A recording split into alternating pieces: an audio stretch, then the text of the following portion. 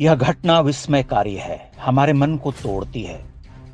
खेल जगत में नायक के रूप में प्रतिष्ठित खिलाड़ी के पिछले सारे तप त्याग से अर्जित कीर्ति शिखरों को धूल धूसरित कर जाती है।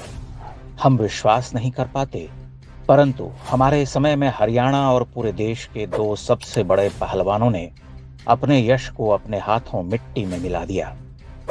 कभी पूरा देश उन्हें गर्व से देखता था, सिर पर बिठाया करता था।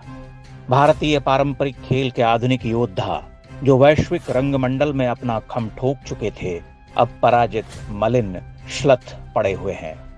देश कह रहा है कि तुम इसी के योग्य हो। इस आनंद विहीन अंधकार में गुम हो जाना ही तुम्हारी नियति है।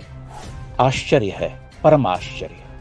आधुनिक समय में कुश्ती का कल्ट पहलवान सुशील कुमार अपराधियों की तरह जेल में बंद है, और कभी उसके ही पदचिन्हों पर चलकर भारत के सबसे ऊर्जस्वित युवा मल्ल के रूप में पहचान बनाने वाला बजरंग पुनिया घटिया राजनीति करते हुए एशियाई खेलों में ध्वस्त पस्त होकर निढाल पड़ा है।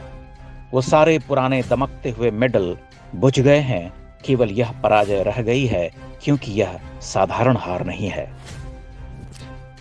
बजरंग पुनिया की पराजय बहुत सूक्ष्म और सांकेतिक है। वह दुर्योधन की तरह अपनी टूटी हुई जंघा संभाले घिसट रहा, अकेला असहाय पड़ा है। उसका पूर्व पूर्णतः नष्ट हो चुका है। कुछ ध्यान में आता है तो केवल कुत्सित राजनीति से प्रेरित उसका चेहरा, अशिष्ट अभद्र वावदूक जो जंतर मंतर पर बैठकर देश के प्रधानमंत्री की छाती तोड़ने की धमकियां दिया करता था। एक वैश्विक मल्ल योद्धा ने एक झटके में श्रमस्वेद से अर्जित यश काया की खाल उतार कर हटा दी थी और नग्न होकर कहा था, देखो, मैं तो भारत की प्राचीन मल्ल विद्या का विनीत विद्यार्थी नहीं, एक दबंग लठैत हूं। मैं तो अपने आदरणीय वरिष्ठ सुशील कुमार का अनुसरण करता हूं। महाजनो येन गतः स्वपंथा। मैंने अखाड़े में पहलवानों को पटका है, अब मैं दादा हूं। मैं प्रधानमंत्री की भी छाती तोड़ सकता हूं। वाह, टूट गई छाती। यह घटना चकित करती है। एक महान कहलाया जाने वाला एथलीट अचानक अपना रूप बदलता है। वर्षों के तपन और संयम अनुशासन से जो उसने पाया था, उसे क्षण भर में अपने पांव तले रौंद कर अट्टहास करता है कि देखो, यही मेरा असली चेहरा है। मैंने वर्षों अखाड़े में खुद को इसलिए गलाया तपाया कि एक दिन मैं अपने ही देश को मलिन कर सकूं, कह सकूं कि मुझसे बड़ा हीरो कोई नहीं, मैं तो डोले शोले वाला पहलवान हूं। लेकिन आज तो वह हीरो, वह पहलवान बुरी तरह से हार गया। उस मंच पर हारा जिस मंच के लिए वह बना था, जिस मंच के लिए उसने बचपन से युवावस्था तक खुद को निचोड़ा तपाया। बजरंग पुनिया को एक अदृश्य सत्ता ने समझाया है, वही सत्ता जो धर्म अधर्म के युद्ध को चुपचाप देखती है, और जब उसे लगता है कि अधर्म का पलड़ा भारी हो रहा, तब वह एक हल्का सा झटका देती है, सब खत्म हो जाता है। बजरंग पुनिया के पूर्ववर्ती सुशील कुमार ने जमीन हथियाने वाले एक दबंग प्रॉपर्टी डीलर के रूप में अपना अपघटन कर लिया। उसे वैश्विक मंच की करतल ध्वनियां कर्कश लगने लगी, तिरंगे के साथ बजता राष्ट्रगान व्यर्थ लगने लगा। उसने अपराधी होकर आत्मध्वंस किया, और बजरंग पुनिया ने सुशील का ही रास्ता चुना।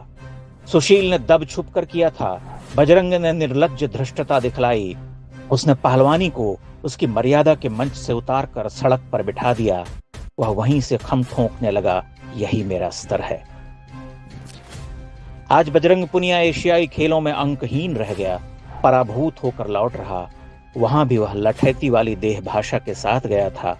उसमें विनम्रता और खेल का सम्मान रहा होता तो ट्रायल देकर जाता, पर वह तो बाहुबली होना चाहता था।